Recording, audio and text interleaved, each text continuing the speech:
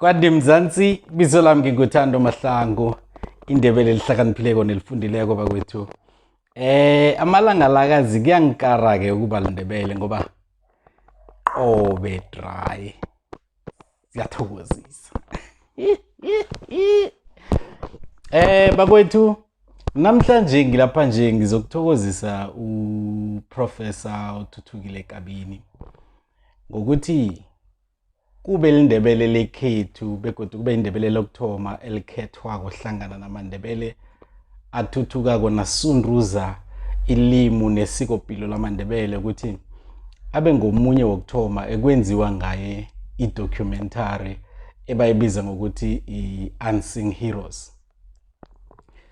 Ngithanda ukuthokoza uProf Thuthukile Kabini ngokugadanga nokuragela phambili nokufundisa ipilo siko yom-Afrika, nokufundisa ipilo siko yeNdebele, nokufundisa ipilo siko yomuntu onzima ngoba abomma abafana naye bayatlhogwa nabantu abangenza lento ayenzako angaholi namkhana angabhadelwa namkhana angakathenjiswa ukuthi bonyana uzokubhadelwa ayenze isuka kuye ngaphakathi ehliziyweni athunywe bogogo nabobamkhulu nokuthi abambelele entweni ayenzako nokuzithemba kwakhe nanyana kuneentjhijilo ezingangani aragele phambili.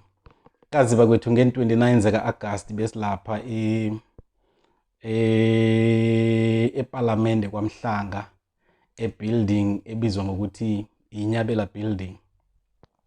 Kulapho-ke simaNdebele kade sihlangene khona siyokuhlangela uProf Thuthukile Kabini, siyokubambana naye siyomguga simsaphezulu, siyomgidinga saphila ngoba kuqakatheke khulu kwamambala bonyana simaSewula Afrika sigidingane sisaphila. Kuqakatheke khulu kwamambala bonyana simaNdebele sigidingane sisaphila. Bakwethu itomi engilimbethe kweli lenziwe nguTsakani. Ya lenziwe nguTsakani. Nawufuna ukuza ngitshela ungirhwathe ngizamrhwatha namkhana ngikuthumele inomboro zakhe. uProf Thuthukile Kabini ukudingwa nje bakwethu yoke imberego le kube neNdebele elisikimako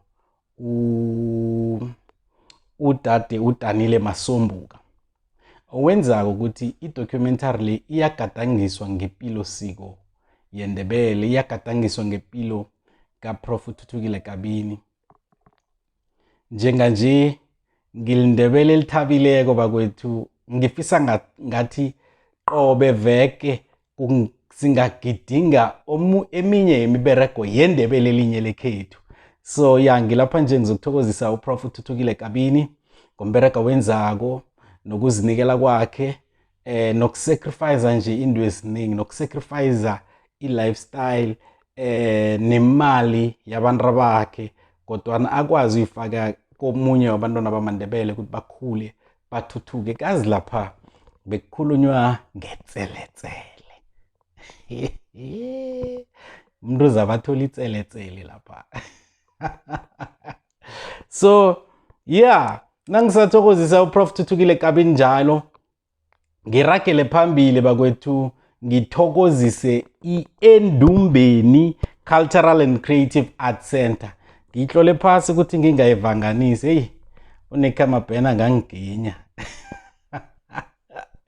Ya bakwethu ENdumbeni Cultural and Creative Arts Center ipartnere ne-Department of Sports Arts and Culture yeMpumalanga ne-Department of Sports Arts and Culture yeSewula Afrika ukuthi benze na ukuthi bakwazi ukusa ifundiso namkhana ifundo enkolweni lapha kuzokufundwa khona nge-art esikolweni ibizwa ngokuthi i-art in school. Lapho-ke bazabe benzani? Bazobe ba-identifya ikhono, baveza ikhono begodu bayalidevelopa, ngemva kwalokho balishowcase. Yayibona? So now leyo mbereko yeNdumbeni ukuthi amakhono la wokutlola namkhana wokufunda ilimi lesiNdebele namkhana wokulingisa athoma ngesikolweni. So nawe ENdumbeni ithethe into le yayipackage yahlangana ne-Department of Sports, Arts and Culture ukuthi asibambaneni njengomnyango ekufanele uthuthukise amasiko, uthuthukise zokuzithabisa bakwethu, sikwazi ukuthula into le enkolweni. Khuluma nawe nje kuzoba nemfundo ezizoba khona ngenkolweni lapha kuzobe kufundiswa khona abantwana, bafundiswa ngenkondlo, bafundisa ngokugwala, sibafundisa ngemvelo, sibafundisa ngemlando, imlando ekufanele bayazi yeSouth Africa neyabadosi phambili bethu, njengombana sazi ukuthi impumalanga ngeyamaNdebele namaSwati. Manje izokunzinza khulu esiNdebeleni neSwatini, kulapho bazokufundisa khona abantwana ngemvelaphi yabo. Bakwethu ngithokoza kakhulu kwamambala abadosi phambili bakhona, uSipho Mahamba owenza ukuthi into le ayihlali phasi, naye ungomunye wabantu abatshiswa libhudango, abatshiswa yi-vision. Naye nakathi uyagive up aboba mkhulu bamfikela bathi ndoda ekhethu ulele, sikinyeka kosa kwethu, amaNdebele ayakuhloga. Ngithokoza kakhulu kwamambala ngokuthi niragele phambili nokuthuthukisa umntwana eNdebele, nokuthi angafeleli, nokwenza ukuthi ilimi lesiNdebele liyangena enkolweni nakanjani.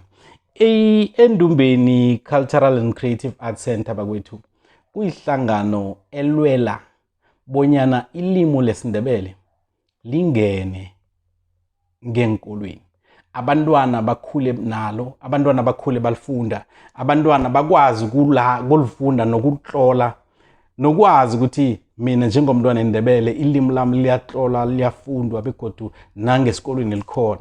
So ngithokoza kakhulu kwamambala ngemberego eniyenzileko.